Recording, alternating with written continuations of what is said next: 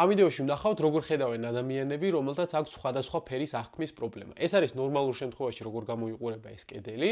ამ შემთხვევაში ადამიანს აქვს წითლისა და მწვანე ფერის აღქმის პრობლემა და ხედავთ, როგორ შეიცვალა ფერები. შემდეგ შემთხვევაში კი ვნახავთ, რომ ადამიანს აქვს ლურჯისა და ყვითელი ფერის აღქმის პრობლემა.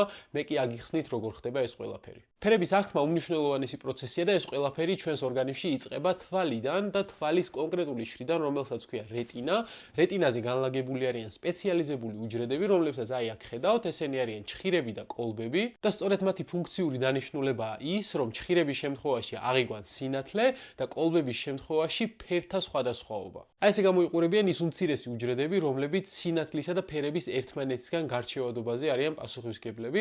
აქეთ მხარეს ხედავთ თქვენ კოლბებს, მეორე მხარეს კი ჩხირებს. მნიშვნელოვანია გავითვალისწინოთ ის, რომ კონკრეტული ფერების სპექტრის აღქმის დარღვევის შემთხვევაში მთლიანად კოლბების ყველა სპექტრი არ არის გამოსული წყობიდან. ამ შემთხვევაში კოლბების ის სპექტრია გამოსული წყობრიდან, რომელიც მაგალითად მწვანე ფერის აღქმაზეა პასუხისმგებელი და მისი წითელი ფერისგან გარჩევაზე. ამას გარდა არსებობს, რა თქმა უნდა, უარესი შემთხვევაც, რასაც აქრომატოპსია ჰქვია და ამ დროს სამწუხაროდ ადამიანებს არანაირი ფერის ერთმანეთისგან გარჩევა არ შეუძლიათ. მათ ამ ჩხირების დახმარებით შეუძლიათ მხოლოდ და მხოლოდ კონტრასტის გაჩევა ნაკლებად და უფრო მეტად განათებულ ობიექტებს შორის.